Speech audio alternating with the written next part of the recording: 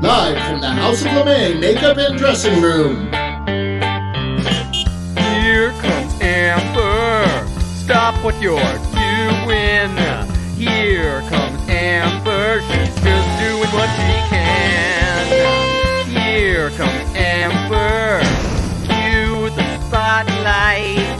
Here comes Amber with 2 drinks in her hand. The matriarch of fashion, secrets to her glasses, you can't look away.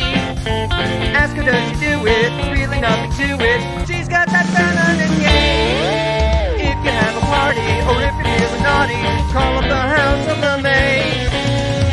Here comes your favorite gal.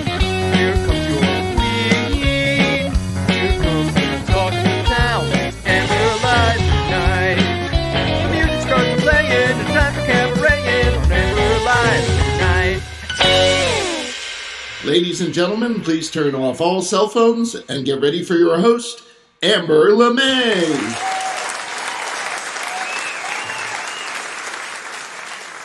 Yeoman Second Class Joshua Kelly. Kelly, who is non-binary, was based on the USS Ronald Reagan in Japan. They performed as Harpy Daniels during events organized by the Navy's Morale, Welfare, and Recreation Department. Last November, Kelly announced they'd been recruited as a digital ambassador by the Navy to help boost recruitment. You can imagine how that hit the right-wing haters. Candace Owen, one of the right's hatingest haters, recently said, "You know what my first reaction was? I could probably beat that guy up. I feel I could beat that guy up. I feel that if you had to put money on a fight between me and that guy that you just saw, you probably would put your money on me." Now, I'm not a violent person, but I'd love to see that fight. And I know where my money would be. We went and we saw Kinky Boots, having no idea what we were getting into. And then we show up. Wait, Josh. The title was Kinky Boots. Looking back, I should have been a little more aware. I'm showing myself as a father here. I'm like, oh, this might have been a mistake. Down under in Australia, after a local library canceled its drag queen storytime due to threats of violence against families, the performer, counselors, and staff, Victoria Premier Dan Andrews stated, "We won't stand for this sort of ugly behaviour. It's appalling. And I again make the point, it's not about free speech. This is hate speech, plain and simple." Why aren't the prominent leaders of the United States Republican Party saying the same thing? Hello there, Amber LeMay here, welcoming you to another episode of Amber Live. But first, I want you to like, share, subscribe. Thank you. So, what do Granny Clampett, Robert De Niro's sperm, and a former Second Lady of the United States have in common? They're all a part of this week's news briefs.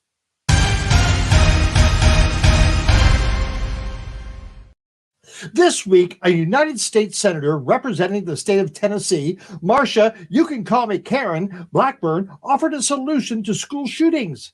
On Fox TV, she said that grandparents could join a force of armed military vets and retired police officers to protect schools from shootings. Yes, Granny, get your gun.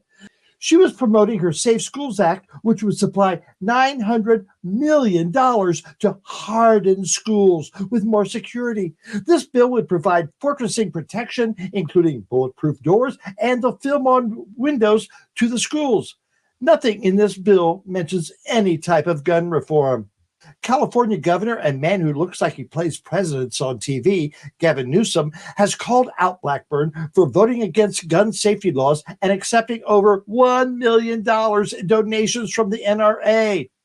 Blackburn voted against the bipartisan Safer Communities Act, stating that the gun control bill would erode Americans' constitutional right to bear arms. The measure provides states to implement so-called red flag laws, which allow for the temporary confiscation of firearms from individuals who are deemed threats to themselves or others, as well as other crisis intervention programs. But don't worry, Meemaw and Pawpaw will be there to protect the kids. From Granny Get Your Gun to Grampy's Having Fun. Soon-to-be octogenarian and two-time Oscar winner Robert De Niro announced this week that he's fathered his 7th child. It's not been confirmed who the baby mama is, but it is rumored he has been dating Tai Chi instructor Tiffany Shen since they met on the set of the 2015 film, The Intern. De Niro is 79 years old and is the father of 2 children, aged 51 and 46, from his first marriage, twin 27-year-old sons from a former relationship, and a son 25 and daughter 11 from his second wife. The actor is making the rounds promoting his new film, and I kid you not, about my father. And now from father to mother. Former Second Lady Karen, my husband calls me Mother, Pence, and yes, Karen is her well-deserved first name, has a book that's coming out in September and sure to hit the bargain bin by Halloween. The book is called When It's Your Turn to Serve, Experiencing God's Grace in His Calling for Your Life. If God called Karen, it must have been a bad connection because her beliefs aren't anything like godlike. You may recall that while holding the title of Second Lady, she taught at the Emmanuel Christian School in Springfield, Virginia. The school demands all employees and parents sign a pledge saying they condemn homosexuality and gender nonconformity. It also demands parents sign an agreement that states their kids can be expelled if anyone in their family is caught participating in, supporting, or condoning sexual immorality, homosexual activity, or bisexual activity. You may also recall that during the pandemic, her husband, the vice president, visited the Mayo Clinic and was maskless. When people started pointing this out, she responded, "As our medical experts have told us, wearing a mask prevents you from spreading the disease. And knowing that he doesn't have COVID-19, he didn't wear one." The Mayo Clinic countered by assuring the public that the vice president was aware of their policy that, just like everywhere else in the world at the time, a mask was mandatory on their premises. Do you think we should get Karen on Amber Live to promote her book? And that's this week's News Briefs.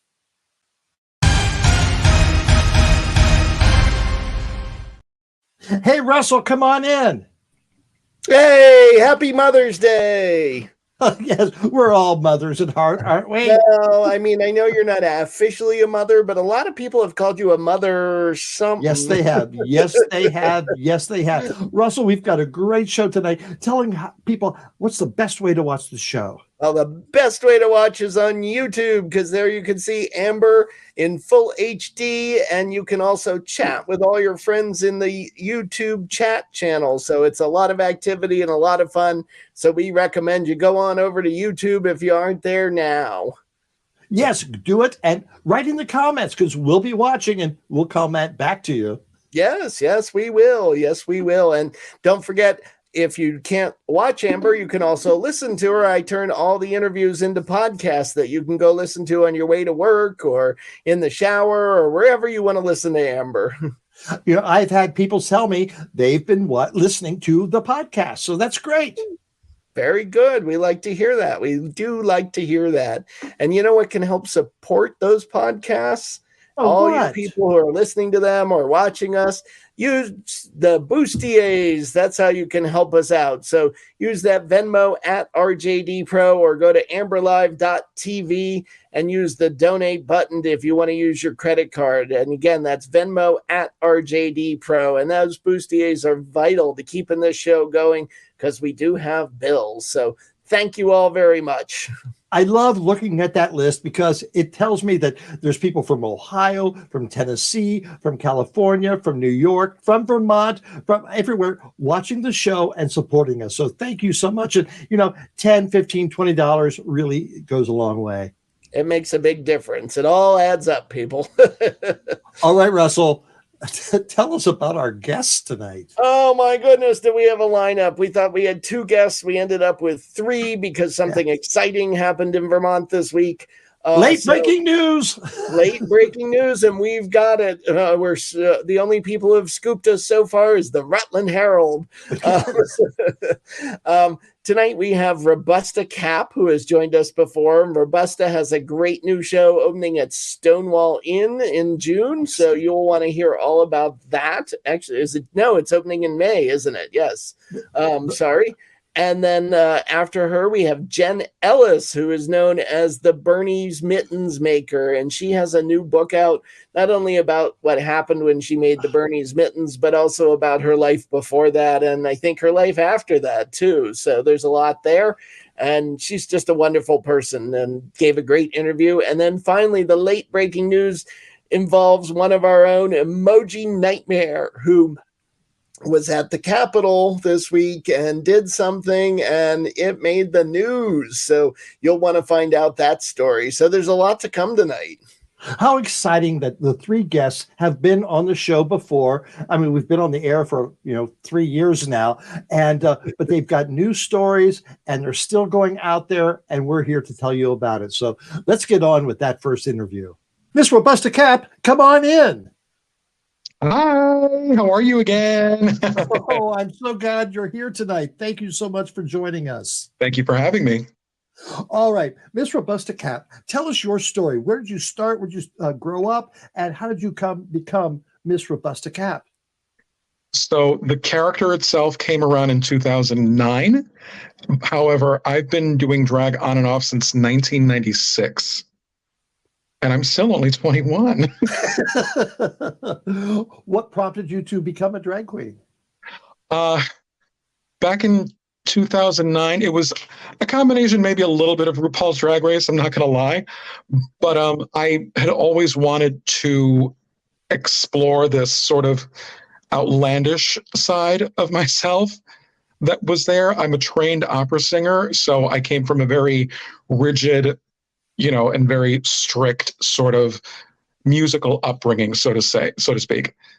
And once I kind of broke free of that and kind of released that, the less fun aspects of it, I kind of got into drag a little bit more. And I had always been surrounded by it by other people that have done it. And they said, yeah, you should try, you'd be really pretty, blah, blah, blah.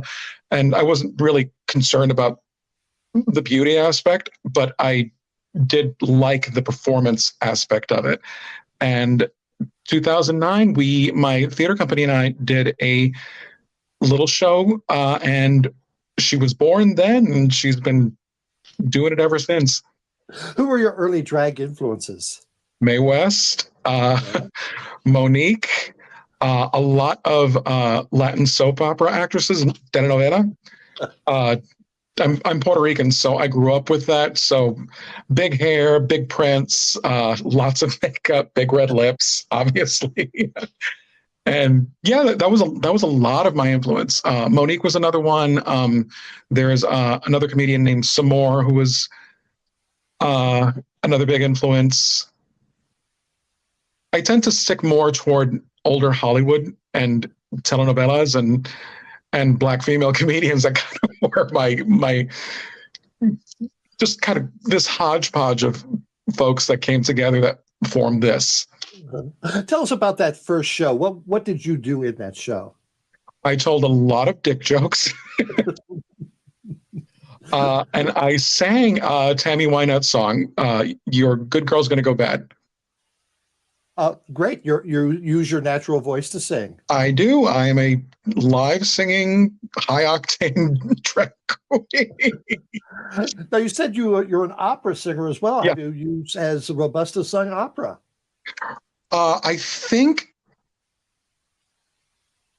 I'm going to say yes, only because I've sung operatic songs in some of our cabarets, kind of a little more, it was a little more jokey rather than, a little more serious, but not quite in kind of that Monet Exchange sort of level, but yeah, kind of jokey and a little more fun. But I have sung opera as Robusta Capp. What have you been doing lately? So December, we had a holiday show, and that went incredibly well. That was at Stonewall. And Stonewall invited us back to sort of a pre-Pride kickoff, May 27th and 31st. We're doing a tribute to Bea Arthur called Bea Arthur, Damn It. Why Bea Arthur? Bea Arthur is quite possibly, well, at one point, she was probably the gay community's biggest champion at one point. I mean, not only I grew up with her through Golden Girls. I know friends of mine that love her in Maude, and she contributed so much to gay culture, not just with, a withering glance and a very baritonal voice, shall we say, but also she donated all this money to Ali Forney, and she, just everything that she gave and her constant support over the years behind the scenes of LGBTQ people, just like it's a long time coming, and I'm glad that we're the ones to do it. All right, I believe we have a clip of one of your rehearsals. Let's watch that. Sure.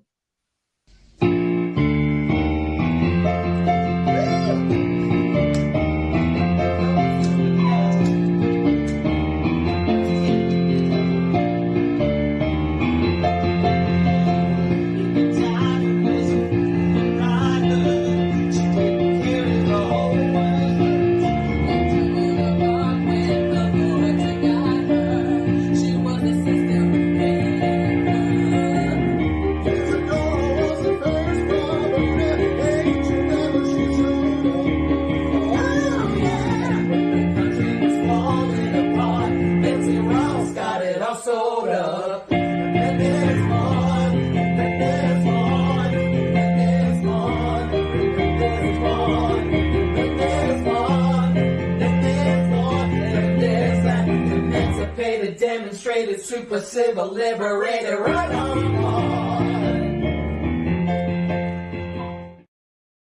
Oh, that's great. Tell us about your fellow performers there. So the one to my left is Jane Aquilina, and she is a comedian and she is a jazz singer here in the city, in New York. And the one to my right is Alexis Braxton, and she is also a singer and actress here in the city. How did you connect with them? Both of them were part of the my theater company, and they joined us back. I think Alexis was with us in 2012, if I'm not mistaken, and she's been with us on and off ever since. And Jane Aquilina has been with us since 2013. How thrilling it must be to perform at Stonewall. Tell me about that. It's nowadays, especially with everything going on, performing at Stonewall, especially right before Pride, it's very moving to me. It was very moving the first time that we performed there for a Christmas show, but now sort of kicking off Pride and then doing it with Bea Arthur, it's almost twice as moving and incredibly exciting for me, especially since it's sort of the birthplace of the movement, really. Mm-hmm. Had you been to Stonewall before, or how many times? I'm friendly with a lot of the bartenders that are there. Yes, I've been there a couple of times. I've seen shows there. I used to go to their sing-along musical Wednesdays. So yeah, I'm very familiar with the folks there. I really love them. Well, that's great. That's great. All right, you mentioned that with what's going on today. Have you been affected by any of the anti-gay, trans, drag rebellion out there? Thankfully, no. I don't think that anything bad has happened at Stonewall thus far. There was something that happened at another bar in Hell's Kitchen on 9th Avenue called Verse, where someone either threw a rock or a brick or something at the window, one of the bars, and that are known for drag. So that's been happening. I'm alternately very nervous about it, but I'm still more defiant. Because I don't want to be silenced, and I don't want this art to go away because, people are homophobic or transphobic. I think that drag is necessary, and I think it's not just the joy that it brings people. I think it sort of shines a light at the sort of darker places and makes it into something that we can all laugh at, which is what I really, really love about it. And that's come from years of doing drag at this point. But but yeah, I think it's necessary, and I refuse to be silenced. Tell us more about the show. What are you doing? Are you doing skits, more songs? Tell us about what the show's made up of. It's a little more informative than skits in between songs or anything like that. We give a couple of factoids, and we sing. It's a lot of songs that she has already performed, and songs that she really liked performing. So if some of you have the Bea Arthur on Broadway album, there's a couple of songs from that. There's a couple of lesser known songs that she was very fond of performing that are also in the show. And we're also doing a couple of favorites from her very famous television shows. Tell us more about some of the songs, the lesser known ones. Oh, some of the lesser known ones.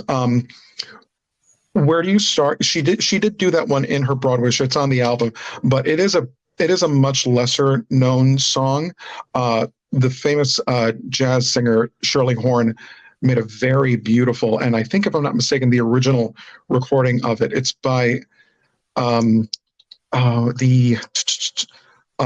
and Marilyn Bergman wrote it, and she sings an incredibly sort of an actorly version. She's sort of half talking. We're not half talking it, but she sort of half talks it. But it's like there's such depth there, and whenever she sang it, she brought this whole wealth of experience to it, and like just an incredible amount of profound emotion to it. And when you look at the lyrics, it's a relatively simple song about just a relationship ending, and she imbues it with so much feeling and like genuine, like the song itself almost becomes like its own thing. So it's incredibly beautiful to listen to, and I kind of hope that we can replicate that when we sing it. Are you doing an impersonation of her or just presenting the story? Well, my girlfriend Jane has a very low voice, so she kind of is our resident Bea Arthur. My philosophy is you use what you got. Amen to that. What are your plans after the show? I mean, not after the night after the show, but in the future. Well, first I'm going to take a very long vacation. Yeah. And then I'm thinking, I think I said this last time I was on, but I think I'm planning my own solo show. I've been doing a lot of collaborative shows for a very long time, and I think it's time for Robusta to really go out and spread her own wings completely. For you. And your accompanist, who is that playing the piano? Her name is Wendy Ip, and she is at Sid Gold's on 26th Street. She's wonderful. That helps to have a great accompanist. We do. She really is. She's the best. Sure. Yes. All right. Well, thank you so much, Robusta. So happy to see you again, and can't wait to hear more about your show. Thank you. Thank you, Amber. Take care. Thank you, Robusta. Oh my gosh, performing at the Stonewall Inn. How exciting is that? Russell, come on in. Hey, great interview. Nice work, Amber. Oh, it was so good to talk to her again. So good. She's a lovely person, and hopefully Jack will be able to get down there and see the show. So and take some pictures, I hope. I hope so. I hope so. Yeah. Or maybe Rusty Peen could go to New York and do that. Ooh, he might. He might. You never know. I think he's got a trip planned to New York, actually, in just a week or two. Oh, that would be fun. That would be fun. All right, Russell, what do we have coming up next? Well, we have coming up, we still have Jen Ellis and her interview. We have Amber's Alter-Cations for the week. We've got Emoji Nightmare. We've got Amber's got a rant. Rocco's going to be here. And of course, Bug and Sugar will round us out at the end. So there is a ton to come. Yes, yes, yes. All right. So our next guest is Jen Ellis. You remember her? She was the one who knitted Bernie's mittens on Inauguration Day that just blew up the internet with all the memes. But a lot has happened to her since then. And she wrote a book about what's happened to her before then. Let's hear that interview. All right. Come on in, Jen Ellis. Come on in. Thank you. Thanks for having me back. Oh, Jen, it's so good to see you. Now, for those who have been under a rock for the past 2.5 years, how did Bernie get your mittens?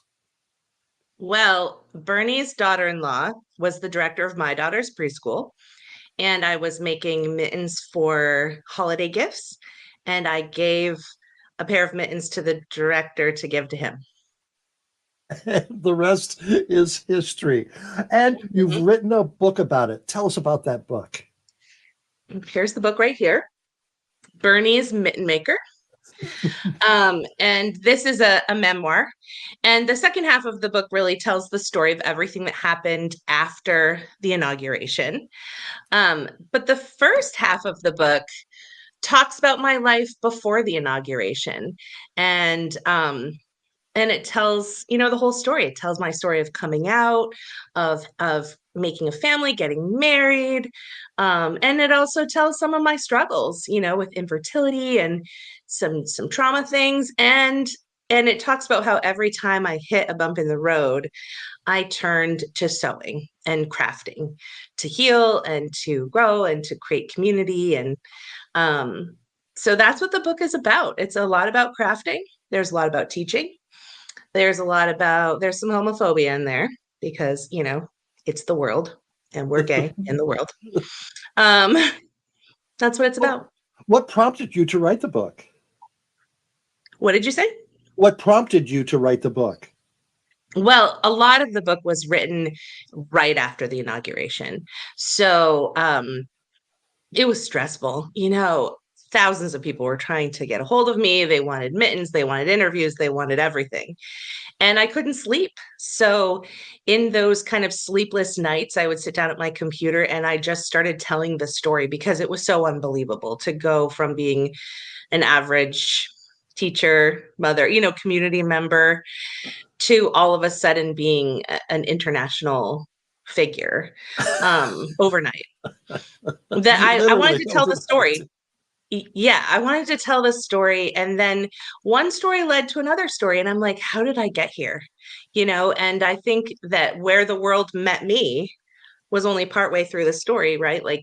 Like all people, I had a whole life before that. And so once I started writing, I realized that I had quite a lot to say about a lot of things. But I think the main themes are around generosity and happiness and joy and what it takes to be happy,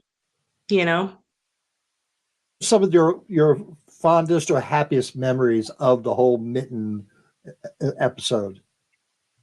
What are some of my fondest memories? Yeah. I think that my best memories are the ones where I got to meet people like you, people I've admired and known. I mean, I met Alison Bechtel. I've met all kinds of people through this experience. Ari Shapiro, who I have a huge lesbian crush on, Jason Alexander, I've met a lot of people through this experience. And I think that's been the best part for me. And okay, the flip. Well, what were some of the less desirable moments?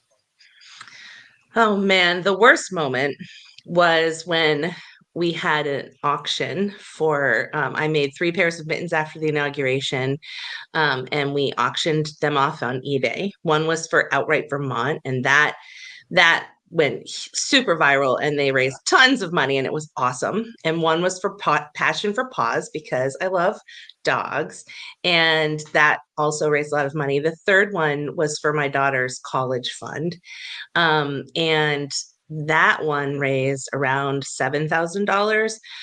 But it was actually, this kid had logged into his father's eBay account and created a false bidding war. He was like 12, and his father was like, "Oh no, I can't buy these." And I was like, "That's okay. I have a kid. I get it." But by the time I got to it, like the second place winner was like, "No, I'm out," and the third place winner didn't want them either. And they had bid on other things. And so I ran a second auction the next week, And I totally got scammed. Somebody just bid and bid and bid with absolutely no intention of buying the mittens. So when I realized all of that, that it was all lost, it was a low point because, Yeah. it was the only thing I had asked for in the whole experience for myself. Right. And Oh, how sad. it was sad, but a lot of other good things have come out of it. And I talk about that a lot in the book, about what I ended up doing with that particular pair of mittens. And then I partnered with the Vermont Teddy Bear Factory, which was a Yes. huge high.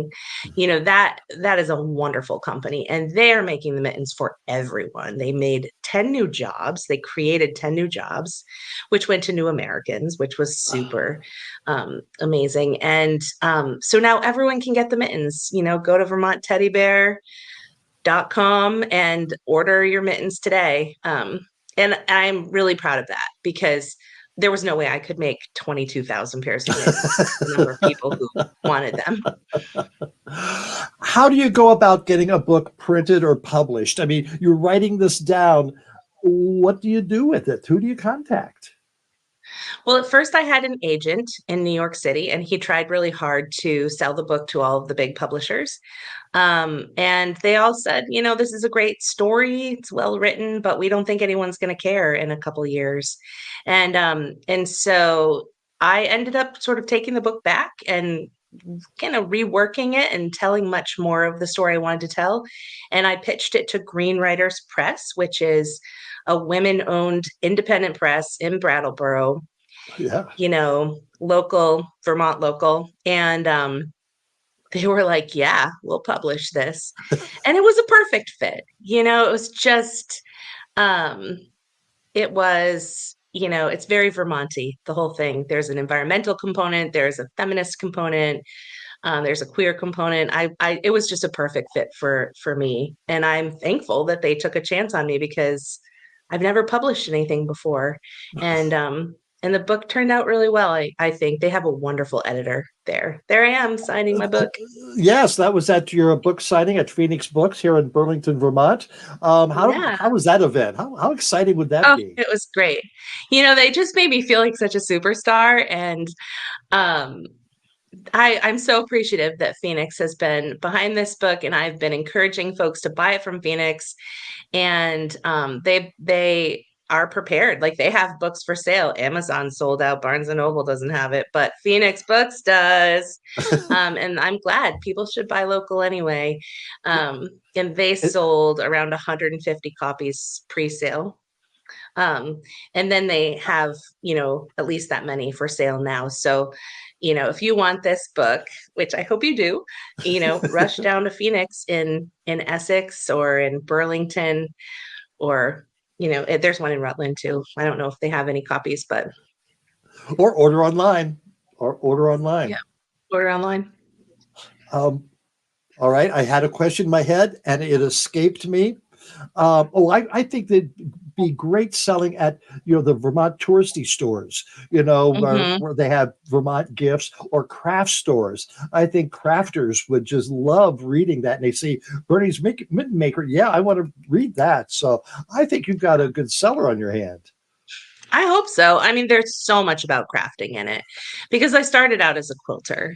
So there are a lot of descriptions of crafting and being in the creative flow and quilting and making quilts out of, my wedding dress, my grandmother's aprons. There are a lot of beautiful stories about quilting in particular. And then it sort of evolves into the mittens, and it tells all about how I got into the mitten business. And it talks a lot about friendship and women crafting together, sewing together, quilting together, all of that. When you started this, you were a teacher. Yeah. Are you still teaching? No.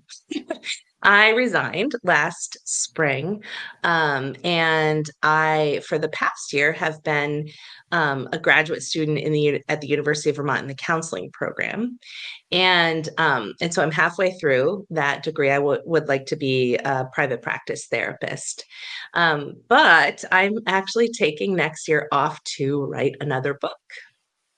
About? Well, it's you'll have to wait and see what it's about, but this one's going to be fiction. So, yeah, I've told all my best stories in this book and now I'm just going to make stuff up. So why a counselor? Why did you choose that profession?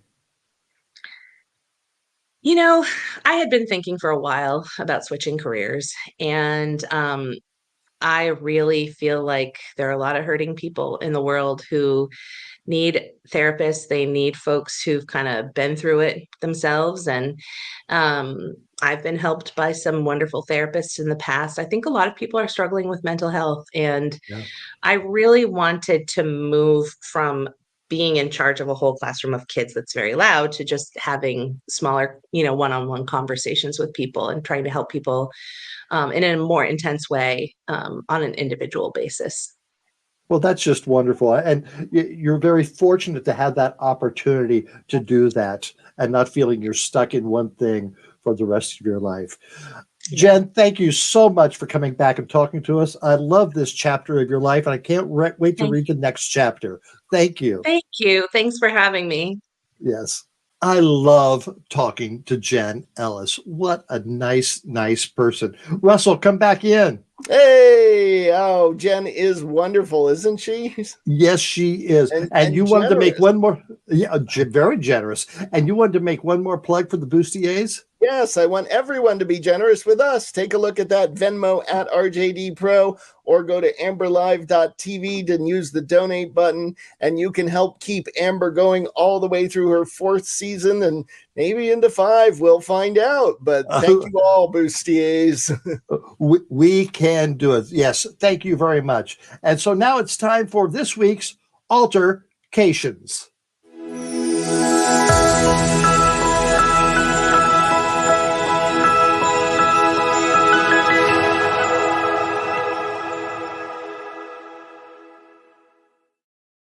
Alter-Cations is a segment here on Amber Live that brings attention that while state legislatures are proposing and passing laws condemning and targeting the gay, drag, trans communities for so-called grooming and sexual exploitation of children, they ignore where the real grooming and exploitation is happening inside their religious schools and churches.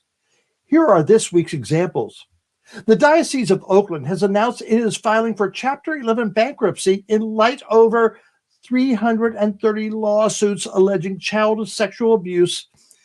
In a press release, the Roman Catholic Bishop of Oakland says that the lawsuits have come after a new California statute allows claims that have expired to be filed. Many fear that this is a ploy to avoid paying restitution to the church's victims. Spencer Lucas, an attorney for 20 survivors, says, "This is not a get-out-of-jail-free card. The diocese will be forced to put up significant financial compensation, and we hope the diocese will disclose assets and how mistakes on behalf of children were made." In March, the Diocese of Santa Rosa, California, filed for bankruptcy, citing lawsuits from more than 200 survivors of child sexual abuse by Catholic priests. I don't know of any gay bars or drag shows that have had to file bankruptcies under similar conditions. Do you? A former nurse at an all-boys Catholic high school in St. Louis was charged with multiple sex crimes after allegations of inappropriate conduct with a student. Aaron Forrestal was charged with 2 felonies, 1 count of second-degree statutory sodomy and 1 count of sexual conduct with a student. According to charging documents, Forrestal performed oral sex on a student under the age of 17 earlier this year. Forrestal has made a full confession. Kids are safer at Drag Story Hour, don't you think?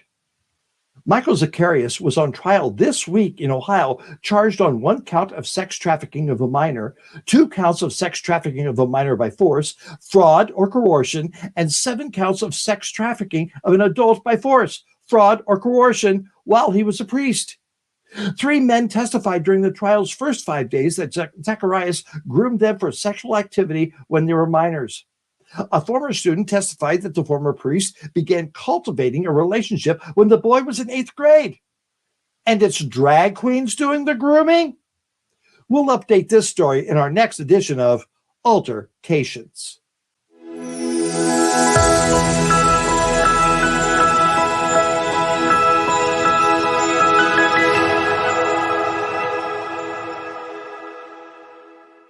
I'm so happy to have back tonight Emoji Nightmare. Yes, she's back, and she's had an amazing week. Let's watch this clip. Glitter anywhere. Is your state house such a bore? How about sparkle on your door? Could your art use something more? Just add glitter. Good afternoon, everyone. This is State Representative Art Peterson, Rutland District 2, reporting to you on Wednesday, May 10th. We're one day closer, I hope, to the end of the session. Before we get into the bills, I guess I need to address what happened this morning with the devotional and my previous Facebook post. So I had just come out of the Government Operations Committee where I proposed an amendment, and I was coming up to the chamber, and there were a bunch of Republican colleagues sitting outside the House chamber, and somebody came up and said, "There's a drag queen going to give the devotional," and I looked in and saw the person, and I have to tell you, I was absolutely floored, stunned, amazed, and disgusted. And that's what I put on the post. That's the way I felt. That's still the way I feel. I got called on the carpet for the picture and calling the person a thing. That wasn't a great choice of words. I've corrected it on Facebook. The person is a person, and I know that.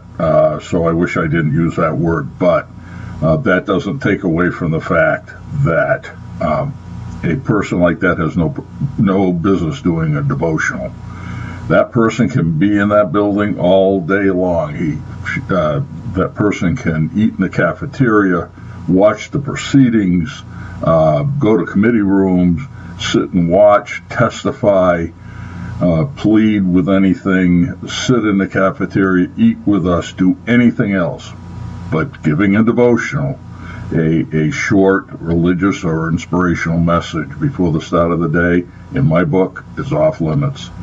And to be celebrated as someone giving a devotional, I think, goes beyond what I can stand, this representative. That's just the way I'm built. I can't help it. That's the way I feel.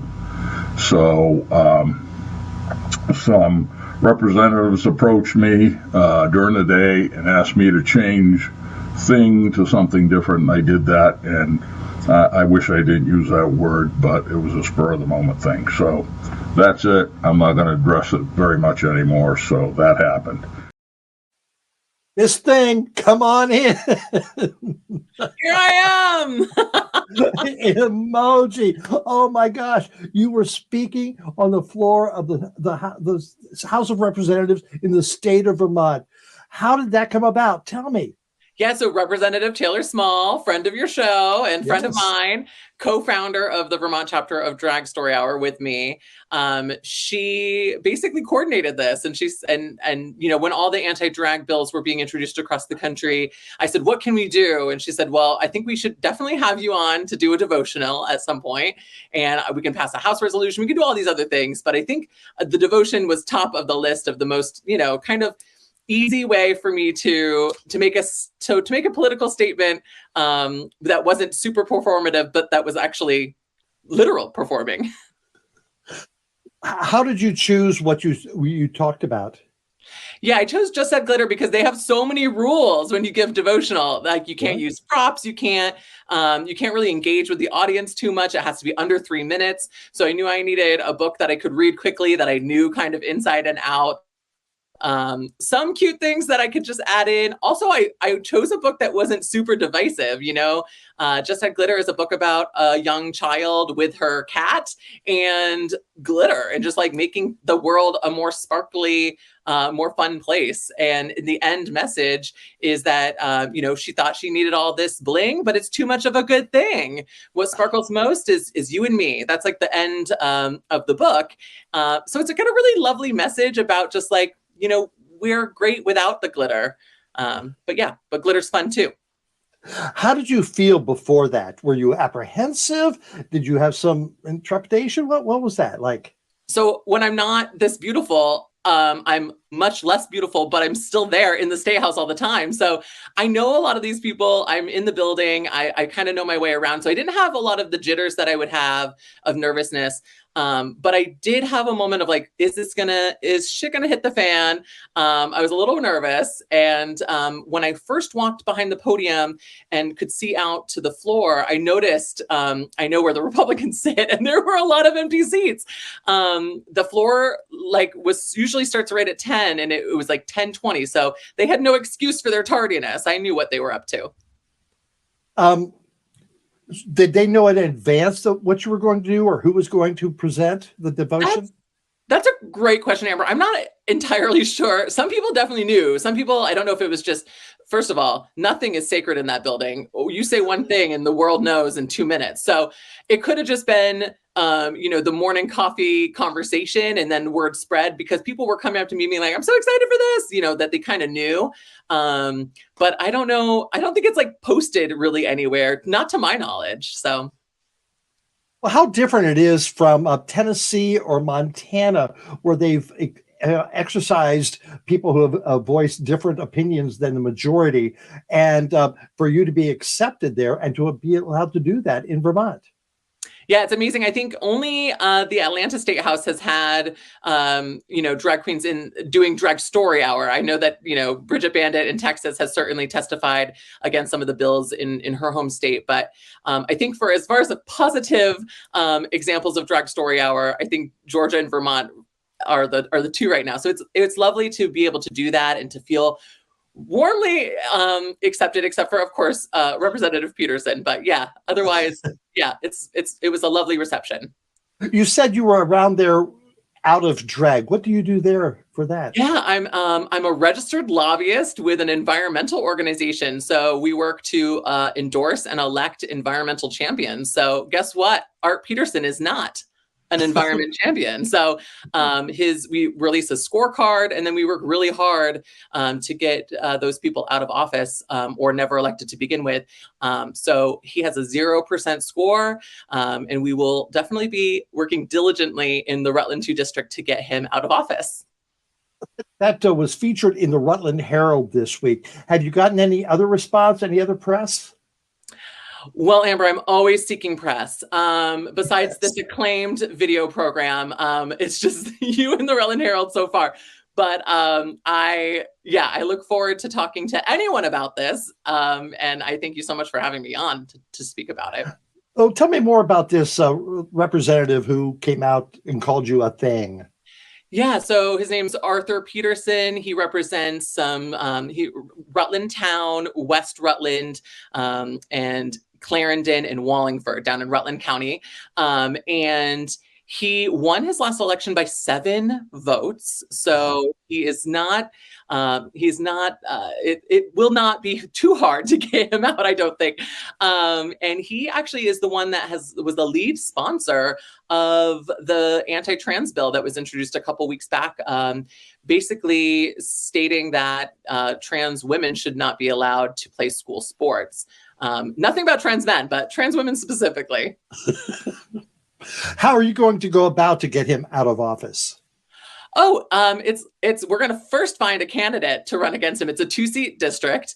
We really think that if the right candidate came along, who really wanted it and put in some effort, that it would be a pretty easy deal. But what we do is we endorse them, we promote them, we will work on phone banking, we will give money towards advertising and mailers. We'll do really whatever. We'll do honkin' ways. We'll do whatever you need to get you in.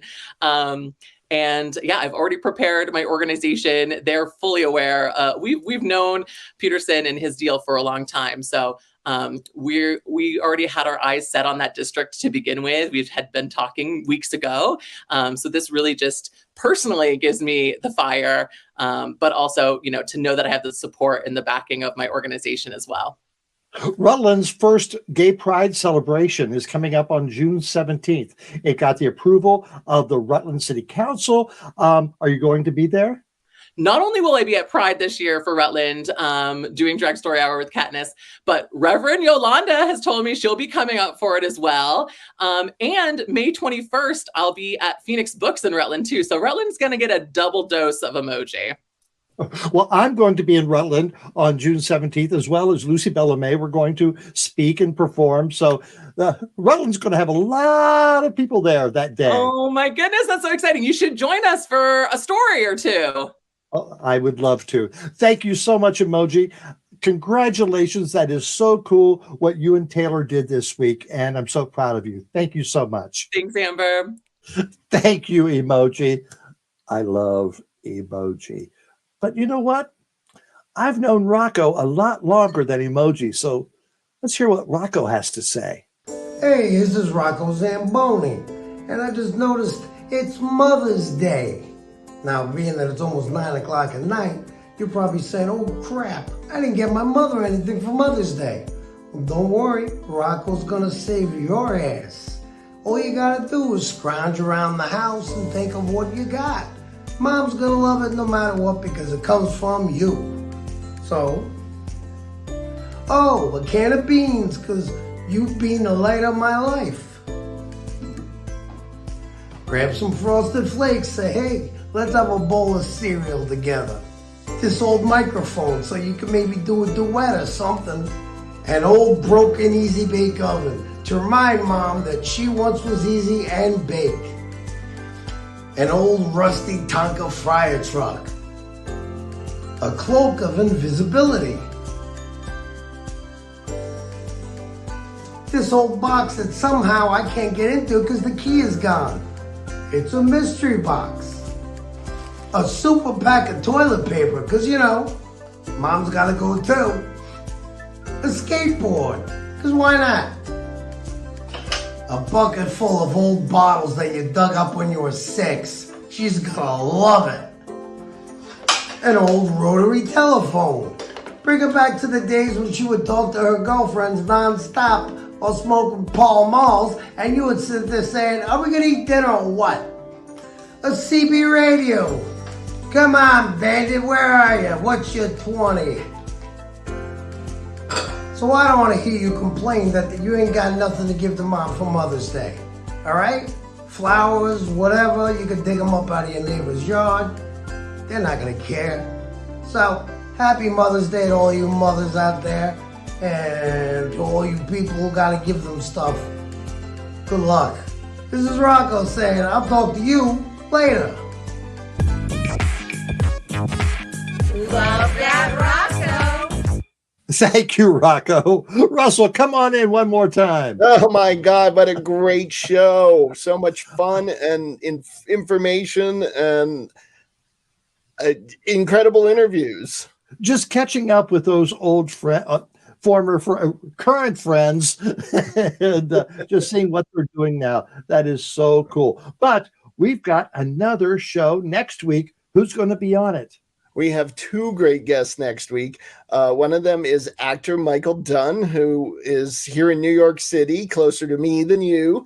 And he and his husband have a group that works with kids and acting. And he's also done quite a bit as an actor himself. So he's going to tell us about his life and career. And then we have an interview with Jessica Watkins, a fabulous interview, actually, who also lives here in New York's area. She just moved to New Jersey, but she was in New York, and she decided to walk across the country. So we'll get to hear that story and how her comedy went as she did a rather slow tour. Well, it's amazing. She grew up in Tennessee, moved to LA, then moved to New York City, then walked across the country. Fascinating story. I can't wait to talk to her. Yes, it's going to be a good one. Yes. All right. And we'll have some other shenanigans going on as well. That's next Sunday. Thank you so much, Russell. It's time for my rant.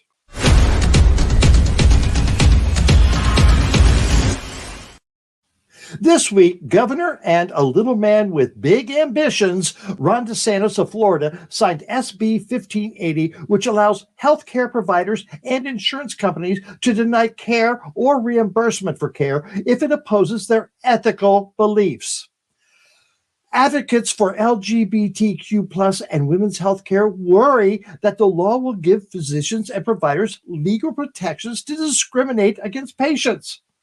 So, if this law was in effect back in 2016 at the time of the Pulse massacre, where 49 people were slaughtered and another 53 were wounded, doctors at those Orlando hospitals could have said, "Not touching those fags," and more people could have died. This man wants to be president. While I do believe he is going to self-destruct before 2024, there are others watching and figuring out how they can do what he wants to, but with a more palatable message. My rant: stop him. Stop them. We must call them for the bigots they are. In 2024, we must follow the advice of the League of Drag Queen Voters. Don't blow it. Vote. See you next week for another great show. Boog and Shug, bring it on.